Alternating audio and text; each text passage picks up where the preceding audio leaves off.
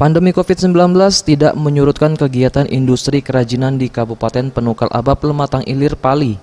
Hal ini dapat terlihat pada stand Dekranasda Pali di kegiatan Sriwijaya Expo 2021 di gedung Main Dining Hall JSC. Beragam aneka hasil kerajinan bernilai ekonomis tinggi mampu menarik perhatian para pengunjung.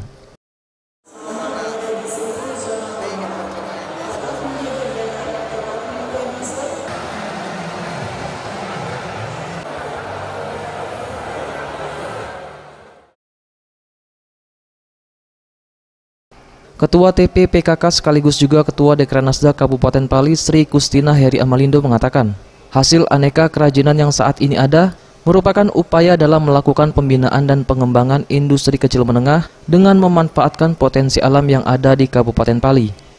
Meskipun masih menghadapi kondisi pandemi COVID-19, Dekranasda Pali sejauh ini tetap memberikan dukungan kepada seluruh para pengrajin dan membantu memasarkan hasil kerajinan keluar kabupaten.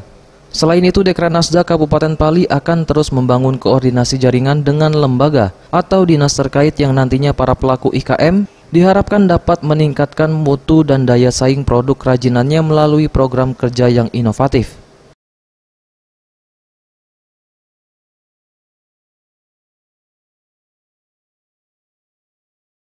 Pameran-pameran seperti ini atau souvenir kami selalu memesan kepada pengrajin-pengrajin mereka. Alhamdulillah mereka juga menikmati hasilnya walaupun di masa pandemi ini.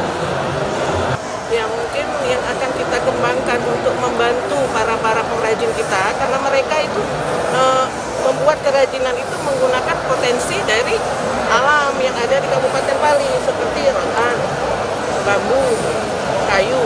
Nah, jadi dari dinas atau instansi terkait dari pemerintah Kabupaten Pali mungkin terus berusaha supaya bahan baku ini semakin banyak dan bisa dimanfaatkan sampai kapanpun. Jadi terus peremajaan dan ditanam terus. Mungkin itu. Boris Simbolon, Sriwijaya TV.